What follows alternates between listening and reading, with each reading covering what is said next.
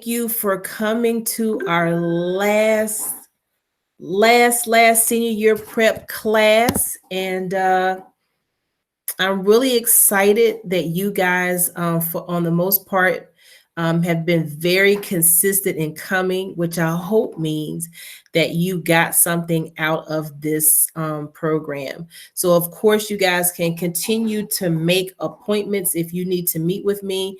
I will have some meetings over the summer. And once it gets closer to the summer, I'll put that information out. There'll be some in July and some in August, because I know some of you guys will kind of be traveling all over the place, right? Or just doing stuff. So again, I just want to thank you guys so much for coming and participating. And so what I want to do before we get started, I have a little questionnaire that I put together. And I will share my screen. This questionnaire, I'm going to ask every senior or every rising senior actually to fill out. So if you guys can do me a huge favor and you see my screen, can you pull up the link? First of all, let me know if you have any problems opening it. And I'm going to go through the form, but of course you can fill it out. So can you guys open it? Yes, you can open it. All right, so you guys can go ahead and start filling this out. Now, I will say that some of these questions are very personal. I mean, I'm not asking you like what size shoes you wear and all that kind of stuff. And how much lotion you need, nothing like that. But it's a lot of questions about finances and maybe citizenship and some other stuff. And it's not to get in your business or anything like that. But all of these questions, they have a rationale as to why I'm asking them, because some of these questions are either on the FAFSA or will just kind of help you pick some better schools or situations. Okay. So you guys can go ahead and start filling these out. And if anybody has any questions about the question, just unmute yourself and let me know. And then I can also make corrections on here for anybody else in the future that's filling this out.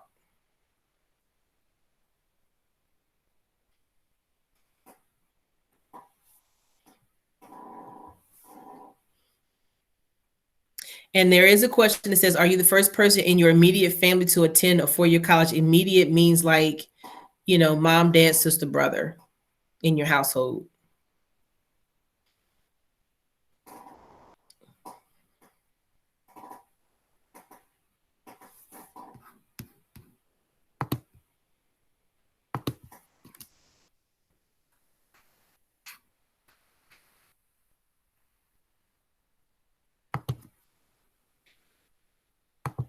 So if you guys are just coming on, there is a survey in the chat. I'm going to put it in the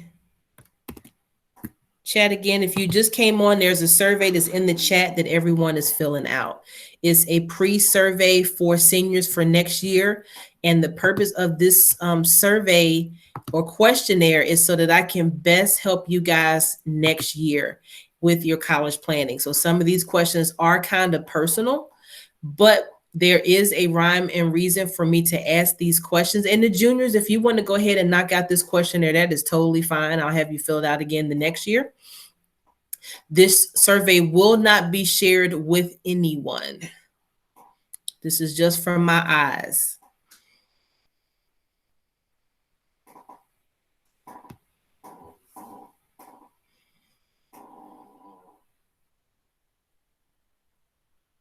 And if you have any questions about any of the questions, let me know. I literally just finished typing this while I was sitting here. So I'm sure there may be some typos or some questions that might be a little vague.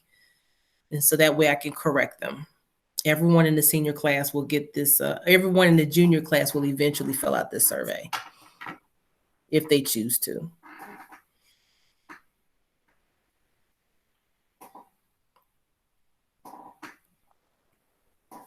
I should have asked for your ID number. Did I? I think I did. Hold on.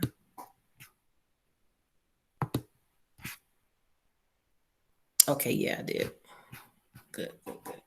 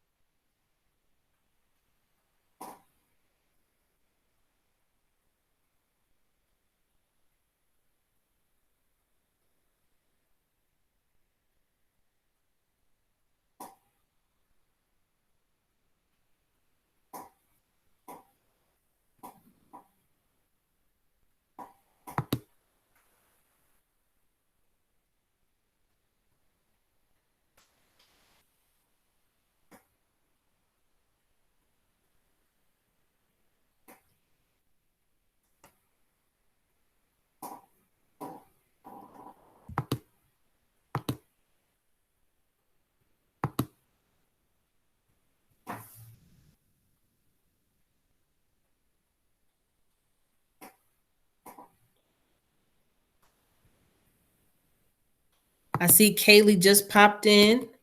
There's a survey that I have everyone filling out, so I just put it back into the chat for you. Any seniors, definitely any juniors. I mean, any current juniors definitely need to fill this out. If you're a sophomore, you can fill that out as well. Kind of helps me give you some support for next school year.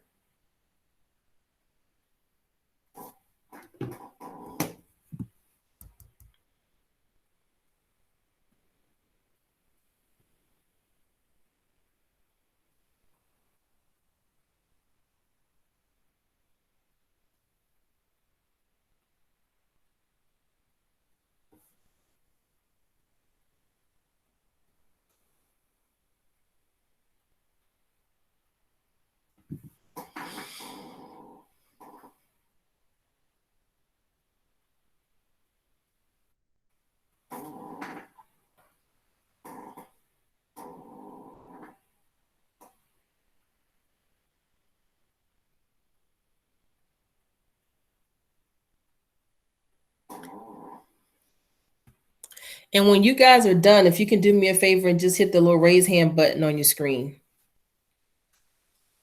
Whenever you're done, just put the raise hand button up.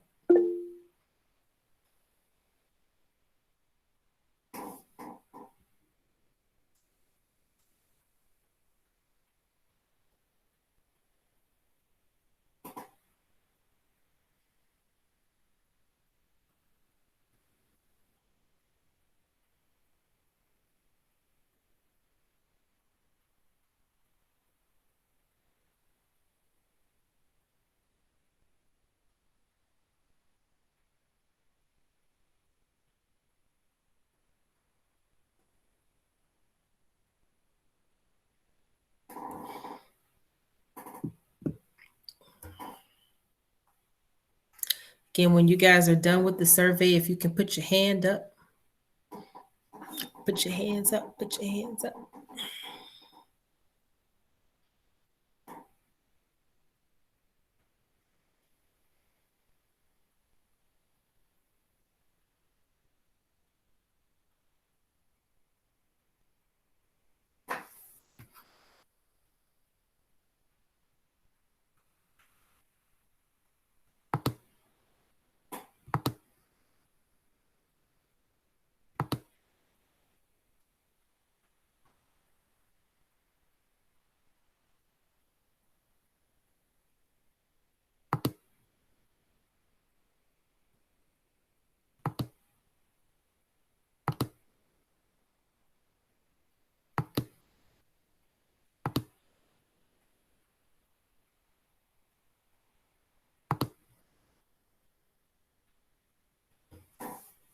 So when you are done, you can put your hands up, hands up.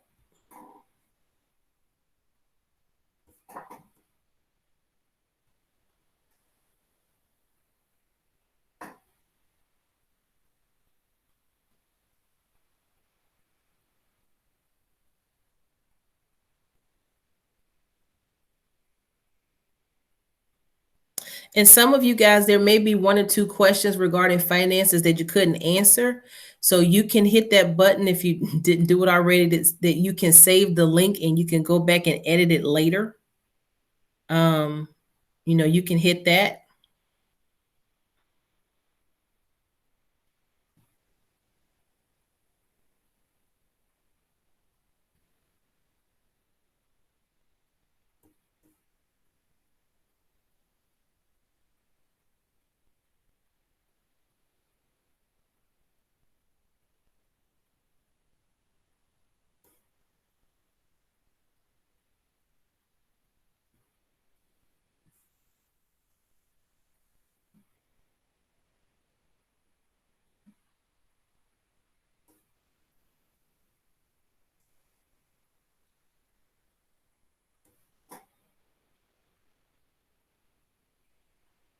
So again, if you are done, you can just put your hand up.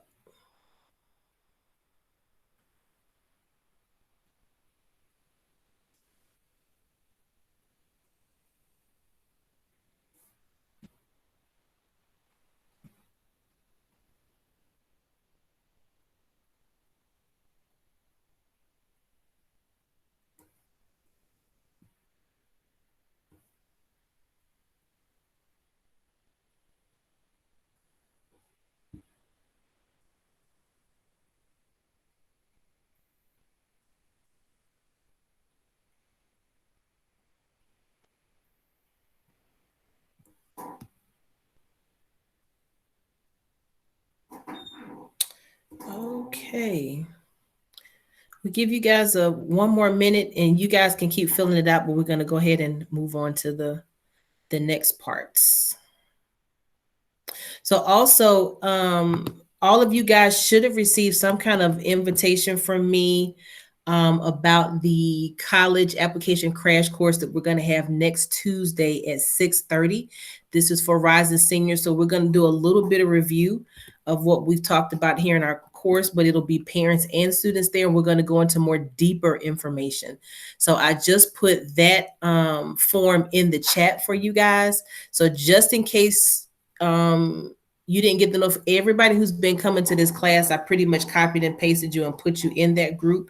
But some of you just know to come in here. You may have never signed up. So just in case you're not on there, you can fill that form out if you're a little paranoid about it. Okay.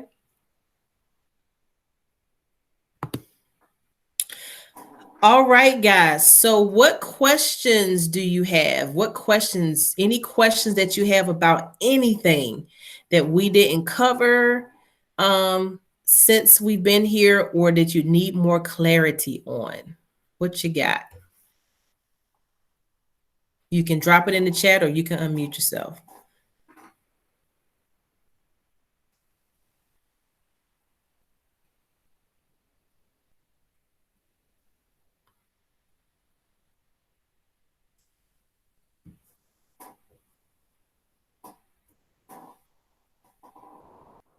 Any questions?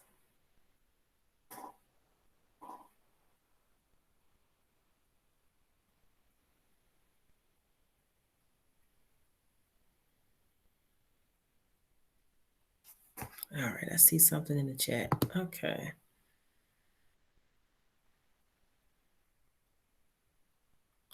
If we take the SAT and the ACT, is there one that is better to send into colleges? Great question. And thank you, Alondra. So it doesn't matter which test you take. Pretty much all colleges take either one.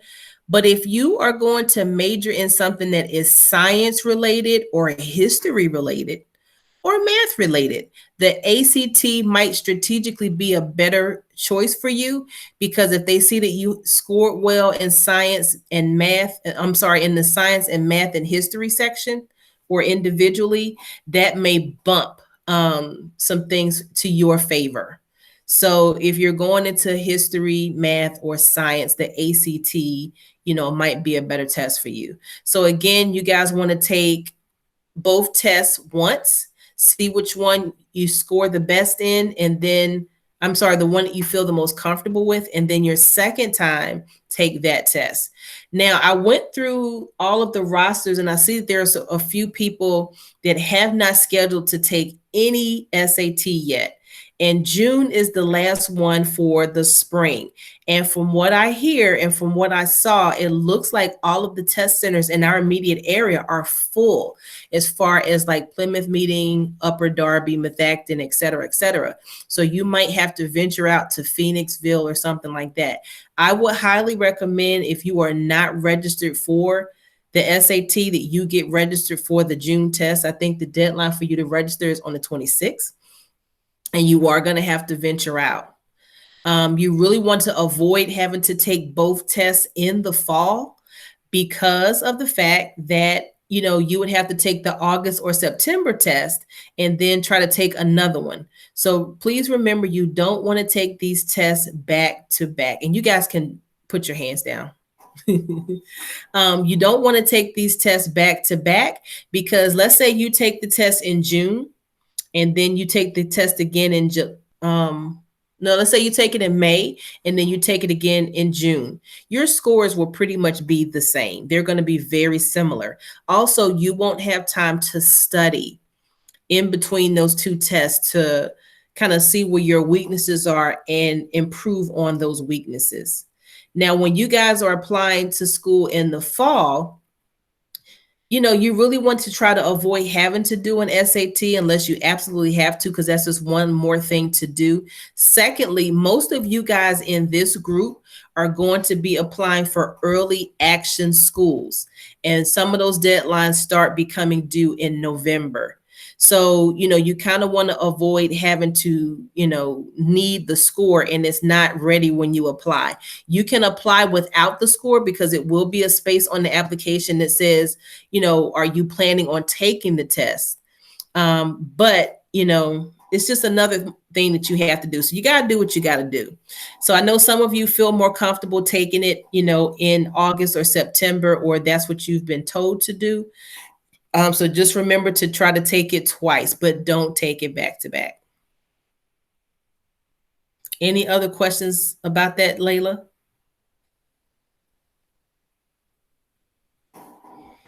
No, that was good. Thank you. Okay. Any other questions?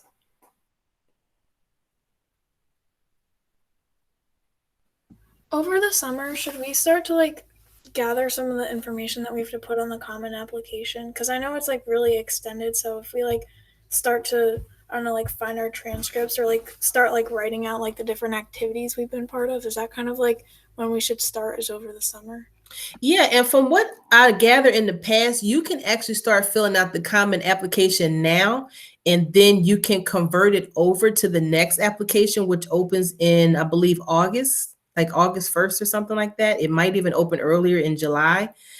So at least go ahead and look in the common application and see what you need. You will have to type in the classes that you're taking, even though they're on the transcript, they want you to type those questions in. So definitely do that. Look at the prompts. So I'm going to give you guys, and I think I gave you this before, but I'll give it to you now. And a lot of this information, again, we're going to talk about this in our our college application crash course. But these are the prompts that are for the common application. So the common application has 900 schools in it, 900 plus schools. So every school that you're applying to is not in there. So you want to see if there are at least 2 schools in there. If not 3, then you want to go ahead and use that common app because it will save you a lot of time. Okay. And you might even want to see if you can start asking some of your teachers now, or email them over the summer to be your recommenders. You want to make sure that whoever you're asking to be your recommender is not your senior year teacher unless they taught you before. Your senior year teacher is not going to know you well. So if you can definitely find someone from 10th grade, they're going to know you better, obviously, than the teachers that you have this year. Was that everything about the Common App, Madeline, or did you need me to answer something else about it? That's all I really had. Thank you. Okay. All right, Kimberly, what if you can't venture out to take the SAT and the ACT? What if you do poorly on them? Is there a good, effective way to study? Sorry, it sounds like this is a good question, Kimberly. This is the question, okay? If you can't venture out to take the SAT and the ACT, then just wait until it pops back around. Now, the ACT, there is one that's coming up in July. I'm sure there's one that's close by here. We might even be giving one in June this year. I'm not quite sure. We used to, but I think they canceled it. But I'm sure there's some schools in our area that do the ACT. So just wait until the fall and, take one that's around here. Okay. What if you do poorly? A lot of people don't test well. So again, a lot of these colleges that you will be applying to this year will be test optional again this year. So I would not, when you guys are taking your test, don't put any names of schools to send your scores to. Wait until you get your scores back. And then when you start applying, and even if you want to reach out to me, we can kind of look over your scores to see if you should send them or not, if the school is test optional. And also just remember that some of these schools may be test optional for admittance and test optional for scholarships. But if you have a really good score, you might get more merit scholarship money. Okay. But, just try to do your best on the test. You can use what's called Khan Academy, KHAN, which is a part of your College Board account. It is a free test prep service. You can use that.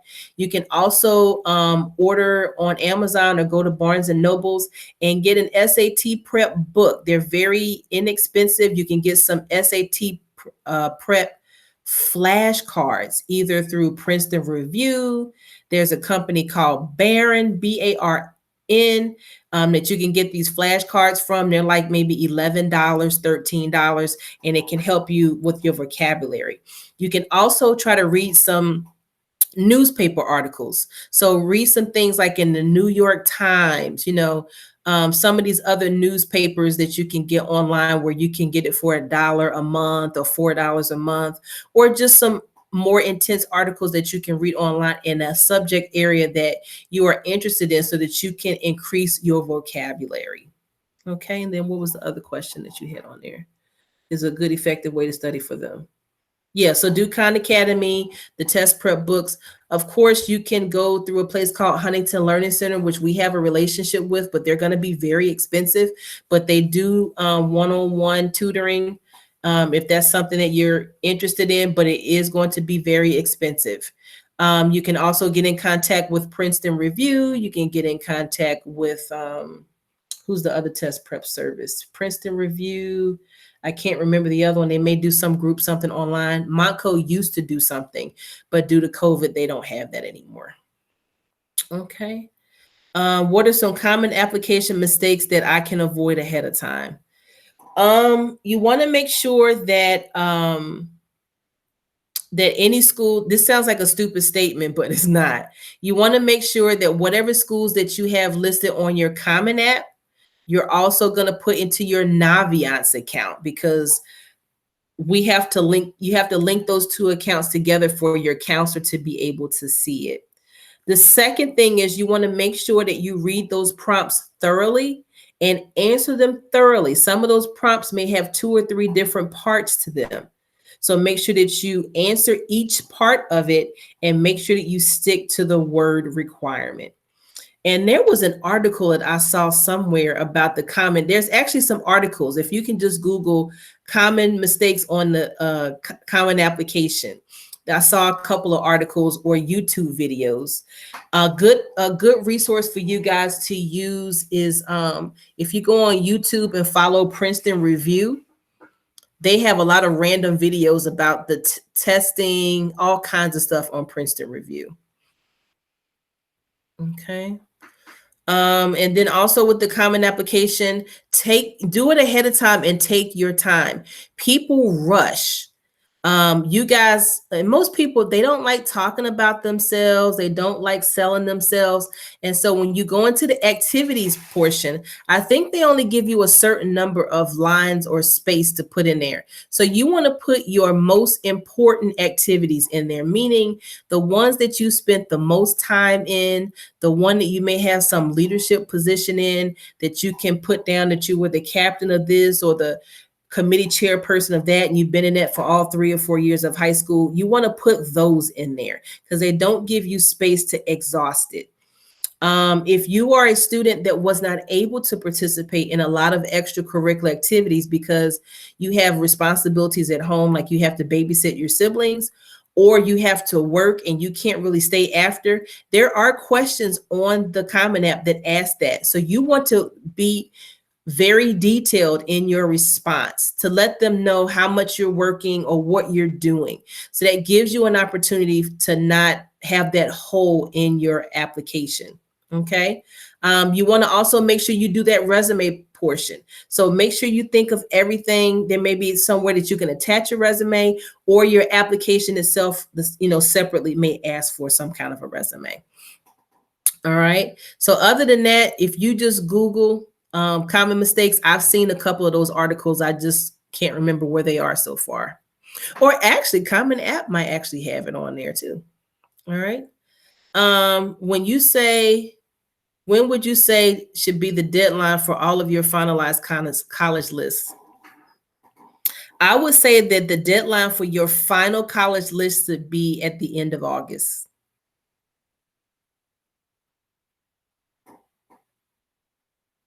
Now, it could change, but I want you to have at least 6 schools that are your top 6 hardcore choices by August, which means you got to, what they say, you got to kiss a lot of frogs to find the prince. So you're going to have to, do a lot of these college tours online or do some research to get your fit to what you're comfortable to. So some of these colleges are open now for you to go in and do physical visits. And some of you may still have to do these tours, but these colleges are a little thirsty now because their admission rates have declined this year because of the pandemic. And so they're trying to open. But end of August, I would say that's when you really need to have your key list together. And if you want to, again, you can email me over the summer, but please remember that I'm off over the summer. So I only check my email periodically. But you guys did get my cell phone number. I'll give it to you guys again. You can text me over the summer, but just be mindful.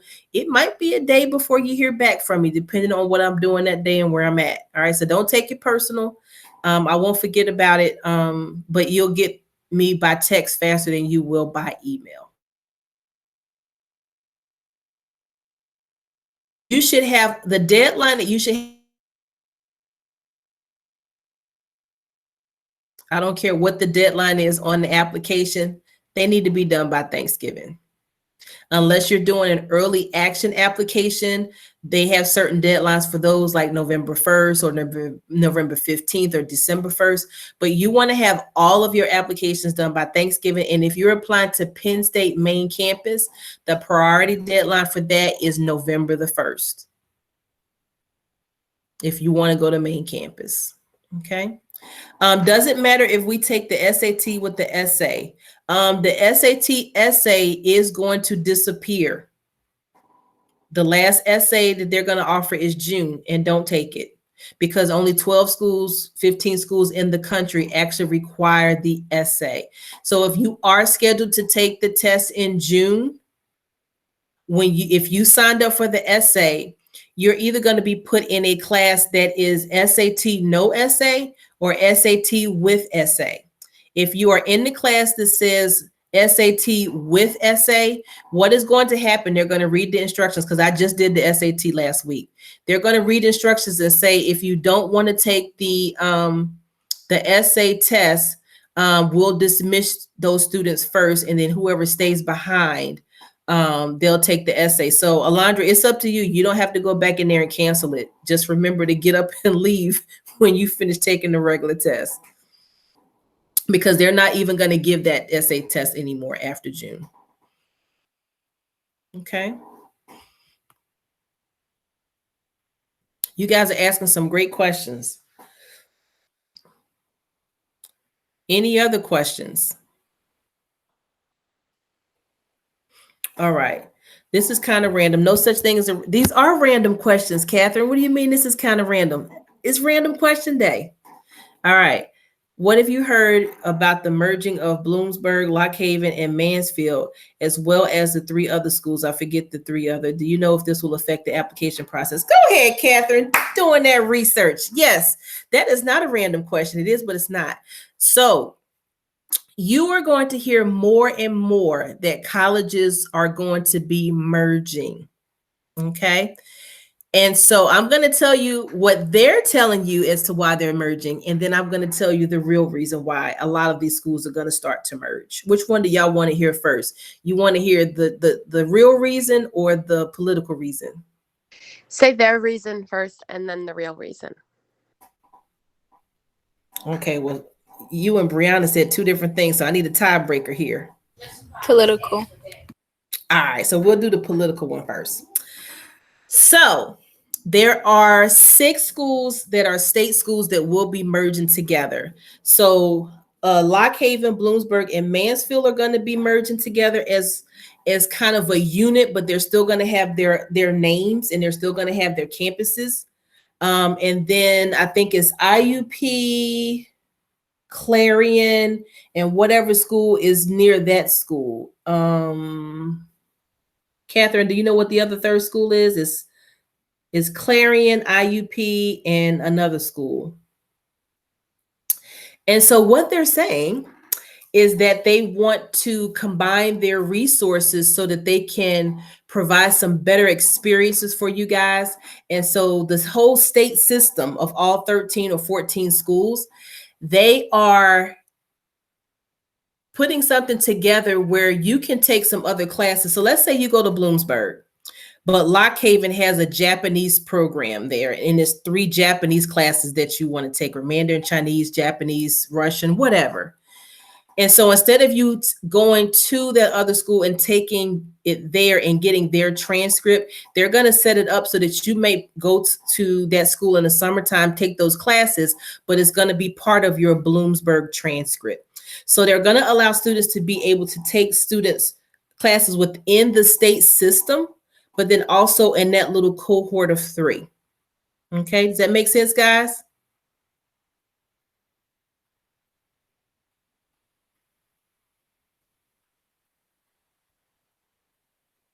All right. So somebody said kinda. So basically what they're saying is that they're going to make a better experience for students to be able to utilize the resources at different schools that they don't go to, so that you can have more classes to choose from, more options to choose from. Okay. So they've been talking about this for a couple of years, but now they're actually doing it. Okay. So that is going to be true. That's why that's going to be a thing for you. So do you want the T? Yes. Okay. So the T is that number one, across the country, the cost of college is just ridiculous. It's expensive, right? And so they're experiencing lower enrollments. Number one, because there are a lot of students colleges that rely on money from international students and out-of-state students. And so we have lost a number of international students in the last 5 years.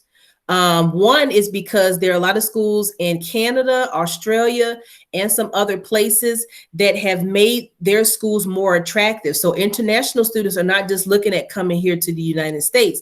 They're looking at other places. We're not the mecca of schools anymore, of the number one choice. So it's been declining for that reason. And then also the last 4 years, international students have been leery of coming here because they don't feel comfortable because whatever's been going on in the political climate. So I'm not being a Republican or a Democrat. I'm just telling you what I've been reading in the articles.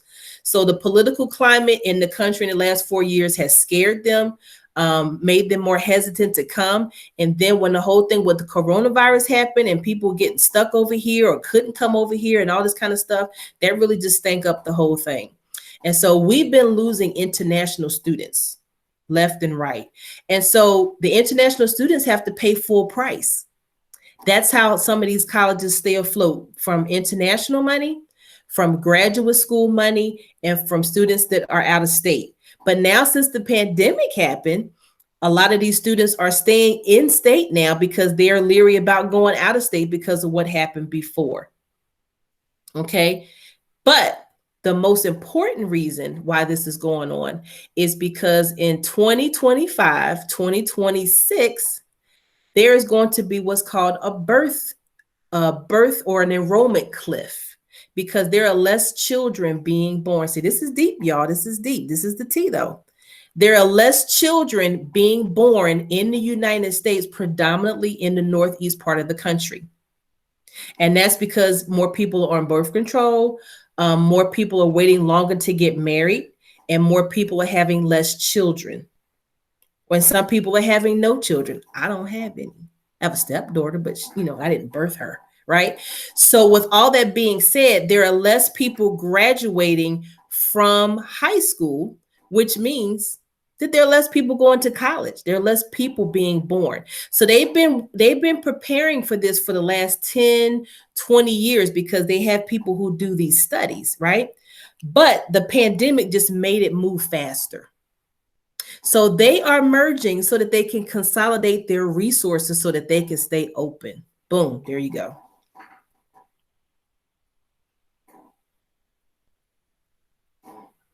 Period. So you're going to start hearing about more schools consolidating. You're going to hear about some schools that will be closing. But people have already been preparing for this. Okay, so I don't think that you need to be worried about your degree or your accreditation or anything bad happening because they're merging. They've already been talking about this for a long time. I went to a workshop about 2 or 3 years ago and they started telling us about this. So they had to have been talking about that a couple of years before they told us. So they're trying to do it so that they can keep the state system together. Now, there are some schools like Westchester, who's always doing well. Kutztown is doing well. So they would be like some of the last ones to merge. And they would probably, if they did merge, they would end up merging together, like Kutztown, maybe Cheney, maybe Westchester. So still go.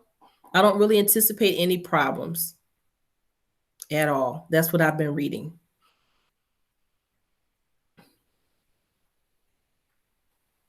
Did I answer your random question, Catherine?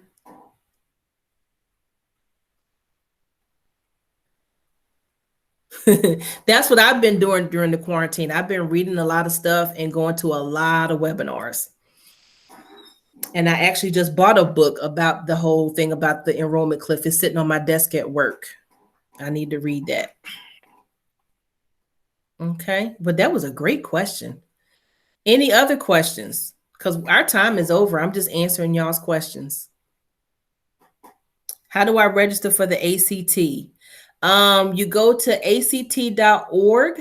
I need to give you guys a fee waiver, but I don't know where my fee waivers are because I packed up all my stuff to take it back to school and I don't remember where I put them. So do me a favor, Alondra, can you send me an email? I know I'm sitting right in front of my computer. Send me an email. I'll make sure I don't check it. And when I get back to the school, I'll look for the fee waivers because I thought they were at home, but I don't see them. But they may just be over there. And I'm not going to show you what it looks like over there. Well, actually, I will because I got my screensaver on, so it looks the same.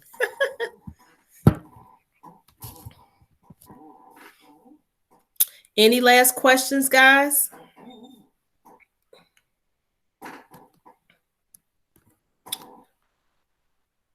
All right, so one last parting gift. And let me see, step into college. Let me give you guys this book.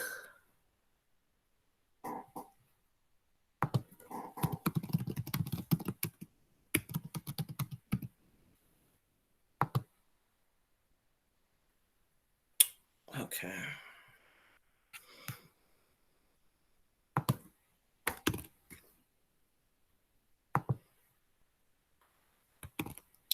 All right, I think I've given you guys this book before, but I'm going to give this to you, and this is what I'm going to give out at that program that we're having next Tuesday, but let me show you the website. This is a booklet that we give out to our juniors and seniors every year. Is from the Philadelphia Futures Program, Step Up to College.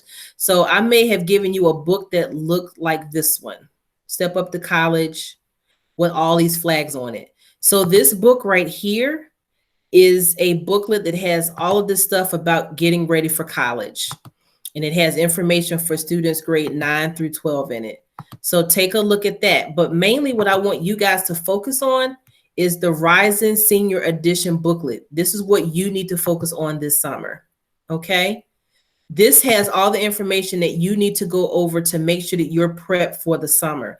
And again, I'm not gonna abandon you guys. I'm gonna have a couple of days in August and July where I can meet with you guys.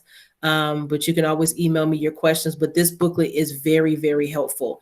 And it also has some things that you can download and fill out. It's a lot of websites in here, all the stuff that you asked me and some other stuff.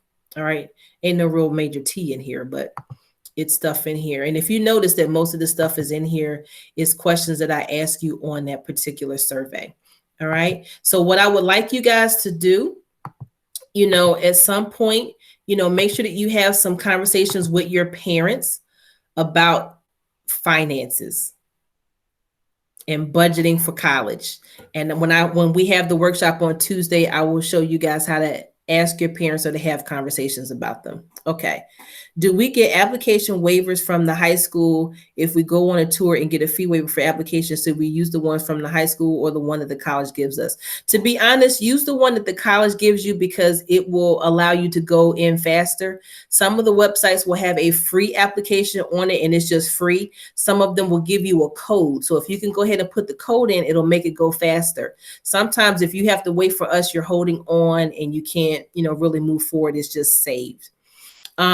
So please make sure, and I'm glad you asked that question, Catherine, don't fall into the trap of filling out every application that colleges give you a fee waiver for.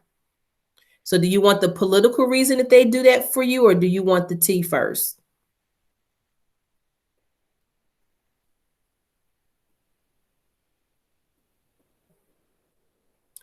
All right, so the political reason is that they give you those fee waivers is because they want you to save money. They want to give you a gift. They are so thankful that you came to their school and they want to make the process much easier for you. So they're going to give you a fee waiver so you can save $35, $50. This is the T. The T is that many of these schools are trying to move up on the U.S. News and Reports. You know how you have all those rankings that you guys see, the Princeton Review, the U.S. News and World Reports, the Forbes, the Niche, all these different things. They want to move up on the ranks.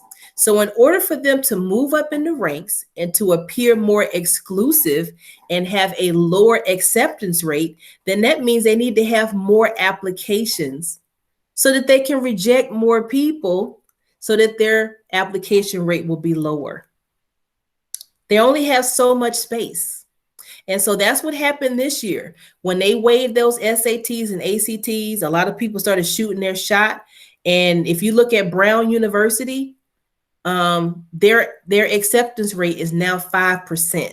It was maybe 6 or 7, but a lot of those schools, their acceptance rate went so low. And it's no reflection on how good the school is. It just means that more people applied. More people were interested. That's all it is. So please don't get all up in your feelings about, oh, they gave me a fee waiver. Don't waste your time filling out applications if you know you're not going there. Spend that energy to produce a better quality application and to spend that extra energy filling out those scholarship applications. So we're still sticking to 6 to 12 schools that you are hardcore applying to. And that 6 to 12 schools may or may not include the instant decision day people that we have coming to the school. But we'll talk about that at another time. All right. So please be selective. Just hold on to the fee waiver. You have until whenever to use it. It shouldn't be an expiration date on it. Now, some of the HBCUs are historically Black colleges and universities, or some schools do have an expiration date on their fee waivers because they want you to submit them. But if you already know you're not going to use it, don't worry about it because you're going to get a fee waiver from us anyway for every single school pretty much that you apply to. So even if it expires, don't worry about it.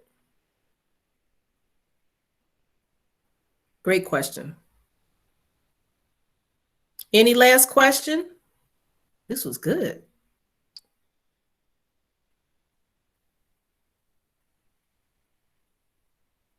Last question, going once, going twice, going 3 times. All right, guys. Well, I thank you guys again so much for coming to our senior year prep program. All this time I've been keeping some attendance, so I will remember all of you when we come back in the fall. So you guys are all on my VIP list. And I really just appreciate you, and I will fight for you. I'm going to fight for everybody, but I'm going to fight for this group a little bit harder. All right. So I thank you guys so much. So if you can do me a favor and just drop in the chat for me, what you learned while you were here, is there anything that you didn't even consider with the college application process? Anything that you want to drop in the chat about this particular series that we've been taking here, please do.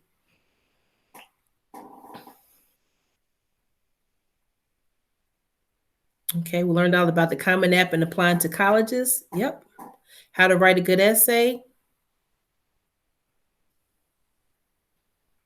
Because you guys are probably going to be the only class that gets this, because there's no way we can really do this in an in-person setting. So this was just something special for your group during quarantine. Financial aid, FAFSA, merging, scholarships and waivers, how to start. All Miss Side in the essays. Expect for next year, less overwhelming. Improve your essay writing skills. Starting early and taking your time. Thank you so much. All right, guys. Well, thank you so much. I will take a look at your essay, your questionnaire, and get back in contact with you that I have some questions about your things. And I will see you guys next Tuesday night at 6:30. Thank you. You're welcome. Bye, guys. Love Thank you very much. Thank you. Have a good day.